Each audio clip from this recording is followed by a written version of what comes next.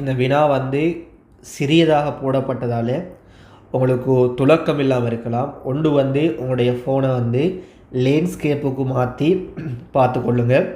இல்லைன்னு சொன்னால் கமெண்டில் வாட்ஸ்அப் குழுமம் ஒன்றுடைய லிங்க் இருக்குது. ஸோ அதை கிளிக் செய்து குழுமத்தில் இணைவதனூடாக முன்கூட்டியே இவ்வாறான வினாக்களை பெற்றுக்கொள்ள முடியும்.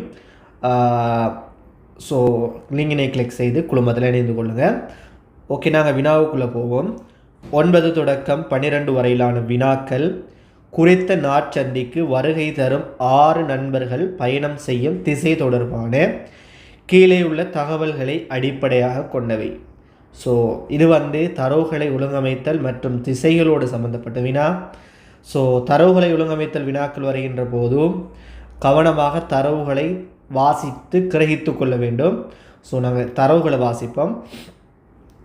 ஆகாஷ், விகாஷ், கைலாஷ், சுஹைல், அனீஸ், தினேஷ் என்ற பெயருடைய 6 நண்பர்கள் தடவைக்கு 2 படி 3 சந்தர்ப்பங்களிலே வடக்கு, தெற்கு, மேற்கு, கிழக்கு போன்ற திசைகளுக்கு செல்லும் வழிகளுடன் கூடிய நாட்சந்திக்கு ஒரே திசையிலிருந்து வருகை தந்து கீழே காட்டியவாறு ஒவ்வொரு திசைகளிலும் பயணம் செய்கின்றனர். ஸோ என்னையாம் 6 நண்பர்கள் தடவைக்கு 2 படி ஒரே திசையிலிருந்து வந்து வடக்கு, தெற்கு, மேற்கு, கிழக்கு என்ற திசைகளுக்கு செல்லும் வழிகளுடன் கூடிய நாட்சந்திக்கு வருகை தந்து கீழே காட்டியவாறு வெவ்வேறு திசைகளில் போகிறாங்களாம். முதலாவது தரவு என்ன? அடுத்த தரவு வாசிங்க. ஆகாஷுடன் வருகை தந்த நண்பன் கிழக்கு திசையில் பயணம் செய்கின்றார். சுஹைல் வடக்கு திசையில் பயணம் செய்கின்றார். விகாஷுடன் வந்த நண்பன் மேற்கு திசையில் பயணம் செய்கின்றார். கைலாஷ் மற்றும் ஆகாஷ் ஆகியோர் ஒன்றுக்கொன்று எதிர் திசையில் பயணம் செய்கின்றனர்.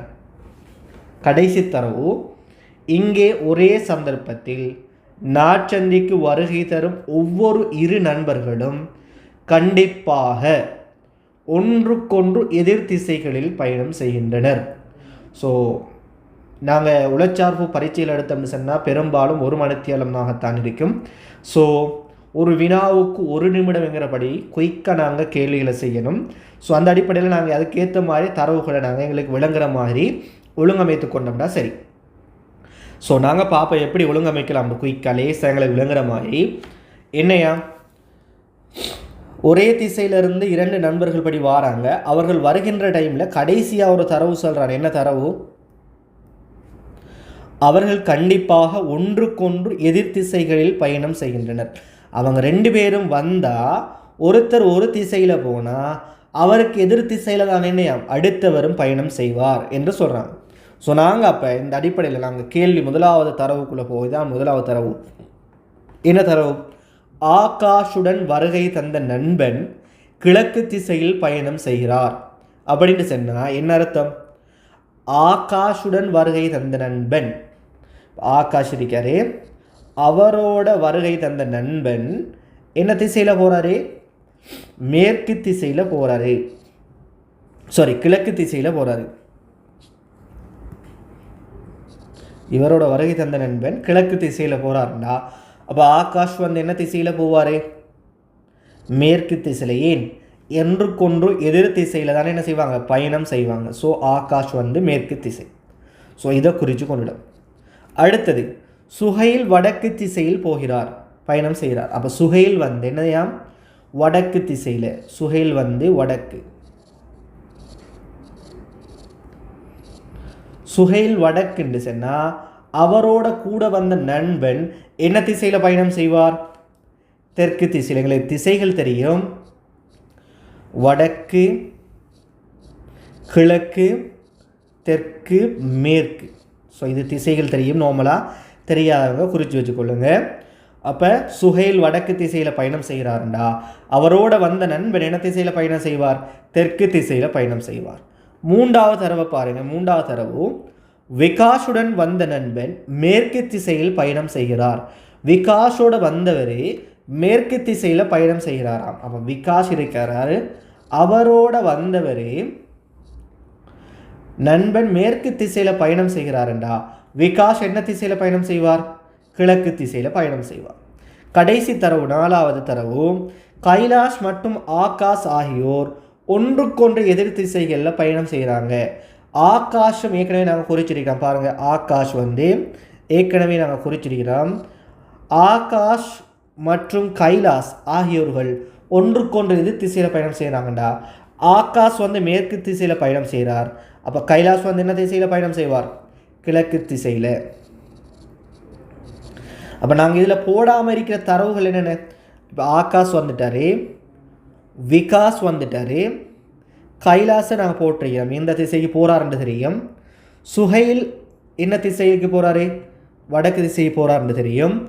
அனீஸ் மற்றும் தினேஷ் என்ன திசைக்கு போகிறாங்கன்னு தெரியுமா எங்களுக்கு? அனீஸும்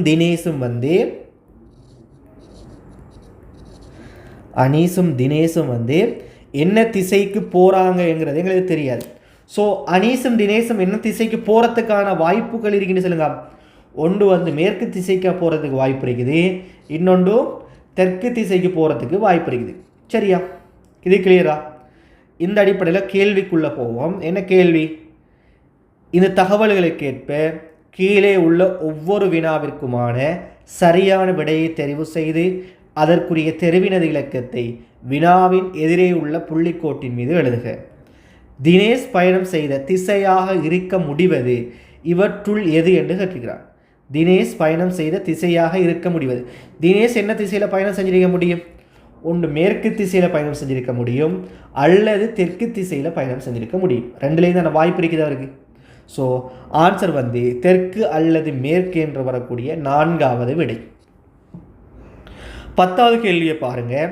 ஒரே திசையில் பயணம் செய்த நண்பர்கள் இருவராகவும் இருப்பவர்கள் நிச்சயமாக இவர்களுள் யார்? ஒரே திசையில் பயணம் செஞ்சவங்க பாருங்க. கிழக்கு திசையில் கைலாஷும் போகிறாரு, வேற யார் போகிறா? விகாஷும் போகிறாரு. வேற யாராவது ஒரே திசையில் பயணம் செய்கிறாங்களா? ஆகாஷோட சேர்த்து அனீஸ் அல்லது தினேஷ் 2 வரல யாராவது வரலாம். அப்போ அது யாருன்னு ஷுவர்ன்னு தெரியா. ஸோ கேட்டிருக்கான் என்ன? நிச்சயமாகன்னு கேட்டிருக்கான். ஸோ நிச்சயமாக யார் யார்? கைலாஷ், விகாஷ். ஸோ ஆன்சர் 2வது. ஸோ ஆன்சர் 2வது. நிச்சயமாக. நல்ல கேள்விகளை வாய்ச்சி கொள்ளுங்க. 11வது கேள்வி. தெற்கு திசையிலே பயணம் செய்த நண்பர்கள் தொடர்பான சரியான கூற்று இவற்றுள் எது? தெற்கு திசையில் யார் பயணம் செய்கிறாங்க? ஒன்று அனீஸ் பயணம் செஞ்சிருக்கலும் அல்லது தினேஷ் பயணம் செஞ்சிருக்க முடியும். ஸோ அனீஸ் அல்லது தினேஷ் என்று வரக்கூடிய 3வது ஆன்சர் 3வது. 12வது கேள்வியை பாருங்கள். ஒரே சந்தர்ப்பத்தில் நாச்சந்தி வந்தடைந்த நண்பர்கள் இருவராக அல்லாதோர். அல்லாதோர்னு கேட்டுக்கிறான். நல்லா வாட்சிக்கொள்ளணும். இவர்களுள் யார்? அப்போ முதலாவது விட என்ன சந்திரிக்கிறான்? அனீஸ், தினேஷ். இது கேட்டுமா? 2வது விடையை பாருங்கள். ஆகாஷ், விகாஷ். ஆகாஷும் விகாஷும் ஒரே திசையிலேருந்து வந்த நண்பர்கள்னு சொல்கிறான். ஸோ இருக்க முடியுமா இல்லையா? ஆகாஷ் மேற்கு திசையில் போகிறாரு, விகாஷ் கிழக்கு திசையில் போகிறாரு. ஸோ 2 பேரும் ஒரே திசையிலேருந்து வந்த நண்பர்கள் வேறொரு திசையில் போகிறதுக்கு வாய்ப்புகள் இருக்குது, போயிருக்கலாம். 2வது ஆகாஷ், கைலாஷ். ஆகாஷ் என்னது? மேற்கு திசையில் போகிறாரு, கைலாஷ் கிழக்கு திசையில் பயணம் செய்கிறாரு. ஸோ 2 பேரும் ஒரே திசையில் வந்திருக்கிறதுக்கு சந்தர்ப்பம் இருக்குது. சுஹைல் மற்றும் தினேஷ். சுஹைலும் தினேஷும். சுஹைல் வடக்கு திசையில் இருக்கிறாரு, தினேஷ் தெற்கு திசையில் பயணம் செய்கிறதுக்கு வாய்ப்பு இருக்குது, போயிருக்கலாம். ஆனால் முதலாவது ஆன்சரை பாருங்கள். அனீஸ், தினேஷ் என்று சொல்லிடுறான். அனீஸும் தினேஷும் என்ன திசையில் போகிறதுக்கு வாய்ப்பு இருக்குது? அனீஸ் தெற்கு திசையில் போனாருண்டா தினேஷ் என்ன திசையில் போகிறதுக்கு வாய்ப்பு இருக்குது? மேற்கு திசையில். ஸோ தெற்கும் மேற்கும் எதிரெதிர் திசையா? இல்லை. ஸோ இவங்க 2 பேரும் ஒரே திசையில் வந்ததுக்கு வாய்ப்புகள் இல்லவே இல்லை. ஸோ ஒரே சந்தர்ப்பத்தில் நாச்சந்தி வந்தடைந்த நண்பர்கள் இருவராக அல்லாதோர் இவர்கள் யாருன்னு கேட்டால் ஆன்சர் முதலாவது